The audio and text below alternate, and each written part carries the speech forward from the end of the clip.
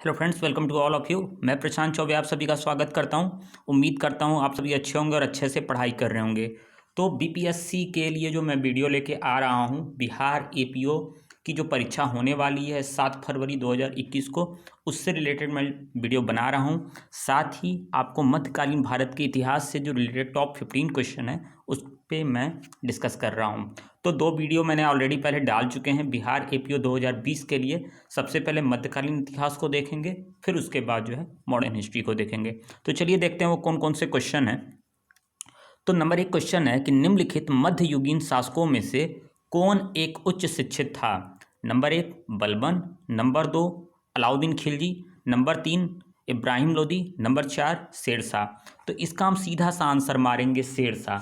शेरशाह जो गद्दी पे बैठता है 1540 से लेकर 1545 तक जो है दिल्ली की गद्दी पे रहता है और मध्यकालीन शासकों में सबसे उच्च शिक्षित था। वह जो है जौनपुर में रह के जो है अरबी, फारसी तथा इतिहास पर विशेष अध्ययन किया था। बात अगर जौनपुर की करें तो मध्यकाल में जो है जौनपुर शिक्षा का एक महत्वपूर्ण केंद्र था। इसे पूर्व का सिराज के नाम से भी जाना जाता है। तो इसका जब भी आंसर क्वेश्चन आए तो आप इसका सीधा सा आंसर आप जो है शेरशाह मारेंगे, क्योंकि आज जो बीपीएससी की परीक्षा हुई है उसको देखते हुए ऐसे ही क्वेश्चन जो है वो आ रहे हैं, तो आपके लिए बेनिफिट करेंगे। चलिए देखते हैं नेक्स्ट क्वेश्चन पर कि आगरा नगर की स्थापना की गई थी। नंबर 1 बहलोल लोदी द्वारा, नंबर 2 फिरोज तुगलक के द्वारा, नंबर 3 खिज्र खां के द्वारा, नंबर 4 सिकंदर लोदी के द्वारा। तो इसका सीधा सा आंसर हम देंगे सिकंदर लोदी के द्वारा। आगरा नगर की जो स्थापना थी वो सिकंदर लोदी के द्वारा 1504 में की गई थी और यह सिकंदर लोदी की दूसरी राजधानी है। खिज्र खां की अगर बात करें तो खिज्र खां जो थे सैयद वंश के संस्थापक थे 1414 से लेकर 1421 तक, और इनके बारे में कहा जाता है ये अपने आप को पैगंबर का वंशज मानते थे। और फिरोज तुगलक की अगर बात करें तो एक क्वेश्चन आता है कि ब्राह्मणों पर जजिया कर लागू करने वाला कौन सा शासक था, तो फिरोज तुगलक। ठीक है, चलिए लोदी वंश के संस्थापक तो बहलोल लोदी को आप जानते ही हैं। चलिए नंबर 3 आते हैं कि एक डच पर्यटक जिसने जहांगीर के शासनकाल में मूल्यवान विवरण दिया था। तो चलिए नंबर 1 है फ्रांसिस्को पेलसर्ट, दूसरा है हॉकिंस निकोलाओ मनुची और चौथा है पेंटर मुडी। तो इसका सीधा सा आंसर हम मारेंगे फर्स्ट नंबर फ्रांसिस्को को।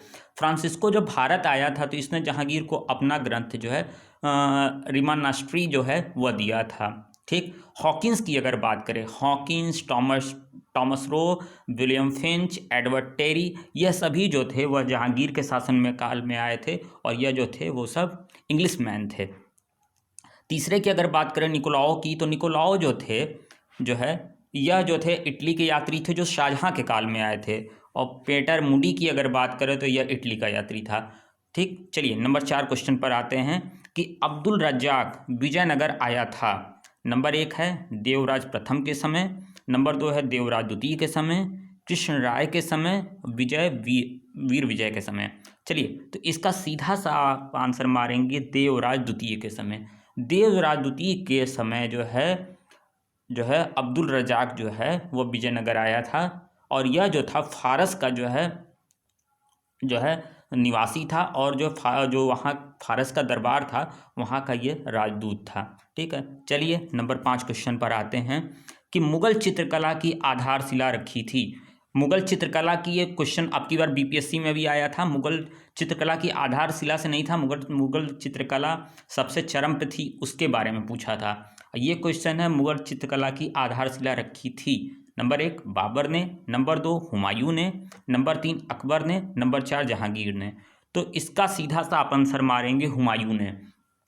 ठीक, हुमायूं ने जब शेरशाह सूरी से वह पराजित होकर ईरान पहुंचा तो उसकी जो भेंट थी जो है जो थी वहाँ पर मुजफ्फर अली से हुई और हुमायूं ने जो है चित्रकार जो है मंसूर और मीर अली को जो है काबुल आने को आमंत्रित किया।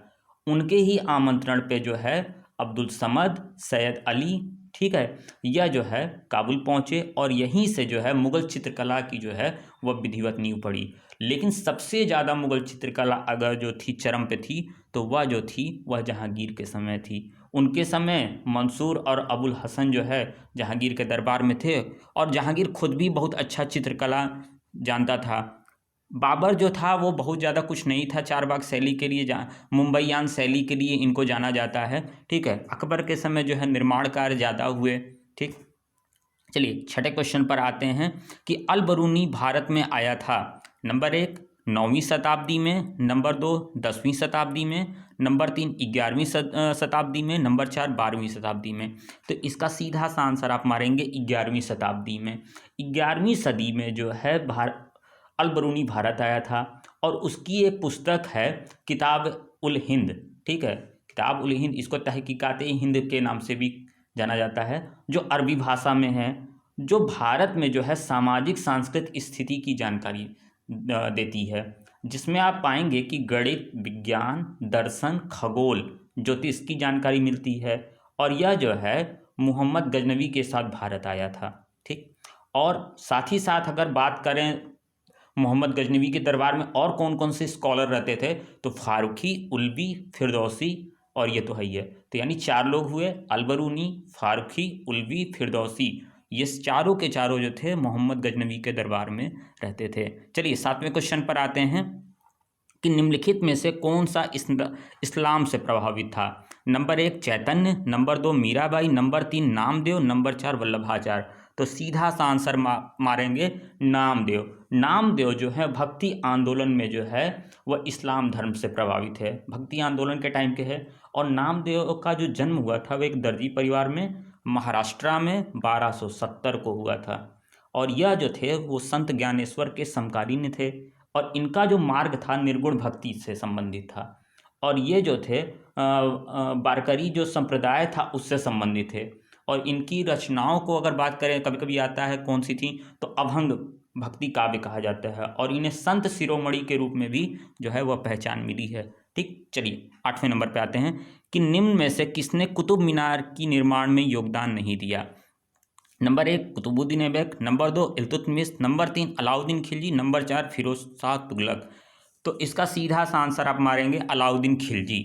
ठीक है, सीधा सा आंसर मार देंगे आप अलाउद्दीन खिलजी। अलाउद्दीन खिलजी का कोई योगदान नहीं था। कुतुबुद्दीन ऐबक के बारे में आप जानते ही हैं, जो है इनके द्वारा ही जो है कुतुबुद्दीन ऐबक के द्वारा ख्वाजा बख्तियार काकी के उसमें स्मृति में जो है कुतुब मीनार की नींव रखी। लेकिन इसको पूरा करवाने का श्रेय जो है वो इल्तुतमिश को जाता है। ठीक है, फिरोज शाह तुगलक जब गद्दी पे था तो हुआ क्या था कि बिजली गिरी और चौथी मंजिल जो है टूट गई और चौथी और 5वीं मंजिल का जो निर्माण था वो फिरोज शाह तुगलक के द्वारा करवाया गया था। ख्वाजा बख्तियार काकी की बात अगर करें, जो चिश्तिया सिलसिला के ये संत थे और ख्वाजा मोइनुद्दीन चिश्ती के ये शिष्य थे। काकी का अर्थ अगर बात करें, काकी जो नाम लगा है वो रोटी देने वाला होता है।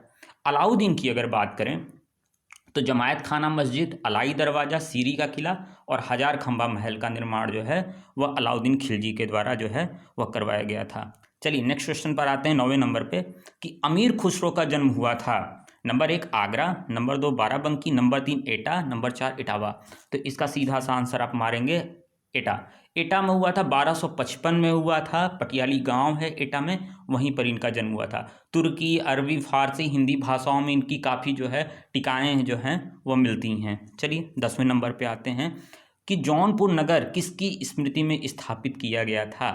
नंबर 1 गयासुद्दीन तुगलक, नंबर 2 मोहम्मद बिन तुगलक, नंबर 4 फिरोज शाह तुगलक, नंबर 4 जो है अकबर। ठीक है, तो फिरोज शाह तुगलक के द्वारा जो है वह जौनपुर नगर की जो है वह स्थापना की गई थी। अपने भाई जौना खां यानी यही जो है मोहम्मद बिन तुगलक जो है उसकी स्मृति में जो है वह रखा था। जौनपुर, हिसार, फिरोजाबाद, फिरोजपुर, ठीक है, इतने नगरों का जो है निर्माण जो है फिरोज शाह तुगलक के द्वारा कहा जाता है। 300 नगरों के निर्माण, लेकिन इतने ही इंपॉर्टेंट है। ठीक है, चलिए नेक्स्ट क्वेश्चन पर आते हैं कि निम्नलिखित सूफीवाद के सिलसिलों में से कौन सा संगीत के विरुद्ध था। नंबर 1 है चिश्तिया, नंबर 2 सुहरावादी, नंबर 3 कादरिया, नक्शबंदी जो है सिलसिला। तो इसका सीधा सीधा सा आंसर आप मारेंगे नक्शबंदिया सिलसिला। नक्शबंदी जो सिलसिला था ये सिलसिला संगीत के विरुद्ध था और सिलसिलों में सबसे कट्टरपंथी सिलसिला था ये। इस सिलसिले का अगर शाब्दिक अर्थ पे बात करें तो जो परंपरा, मतलब इसका अर्थ ही है परंपरा, मतलब इस्लाम की जो परंपराएं हैं उस पे ये चलता था। और इस सिलसिले का जो प्रचार प्रसार भारत में किया था शेख अहमद सर हिंदी ने किया था। ठीक है। चिश्ती सिलसिले की अगर बात करें तो मोइनुद्दीन चिश्ती हैं। सुहरावादी सिलसिले की बात करें तो बहाउद्दीन जकारिया हैं। कादरी सिलसिले की अगर बात करें तो शेख अब्दुल कादिर जिलानी हैं। ठीक है, तो ये चीज़ें थी इनसे जुड़ी हुई। चलिए 12 नंबर क्वेश्चन पर आते हैं कि निम्नलिखित सूफियों में से किसने कृष्ण को औलिया के रूप में माना है। तो नंबर 1 है शाह मोहम्मद गौस। ठीक है, दूसरा है शाह अब्दुल अजीज, तीसरा है शाह वजीउल्लाह, चौथा है ख्वार मीर दर्द। ठीक है, तो शाह मोहम्मद गौस जो हैं वह कृष्ण को जो है वह औलिया के रूप में मानते हैं। ठीक है, और इनके जो सिलसिला का प्रमुख केंद्र था वह बिहार था। ये जो थे वह सत्तारी सिलसिला के प्रमुख संत थे।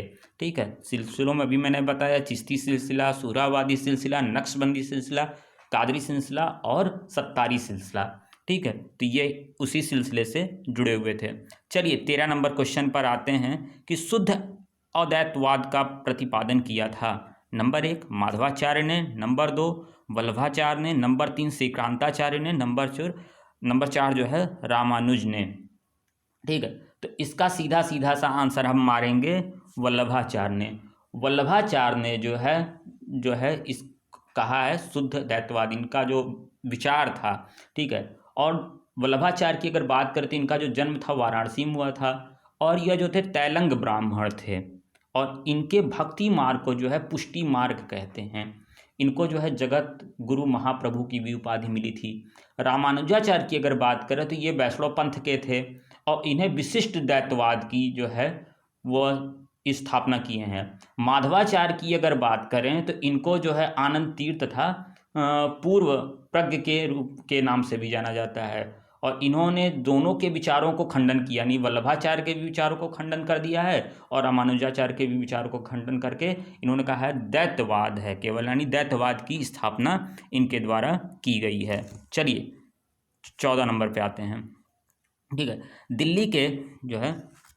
दिल्ली के लाल किले में मोती मस्जिद का निर्माण किया था। नंबर 1 अकबर ने, नंबर 2 जहांगीर ने, नंबर 3 जो है शाहजहां ने, नंबर 4 जो है औरंगजेब ने।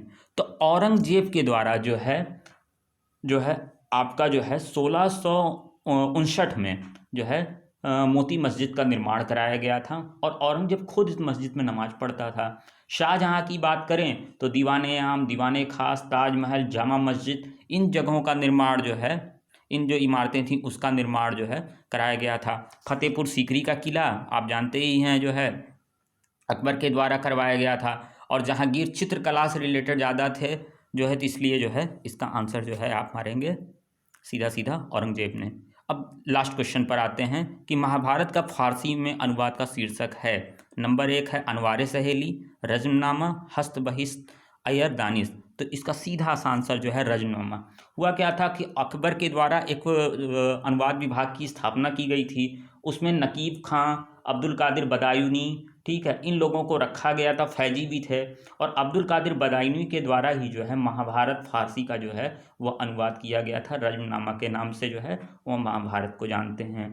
अबुल फजल के द्वारा जो है अनवार सुहैली कहा गया है, जो पंचतंत्र है उसी का नाम है। फैजी के द्वारा मालिक उस सेवरा जो है ये लिखा गया है।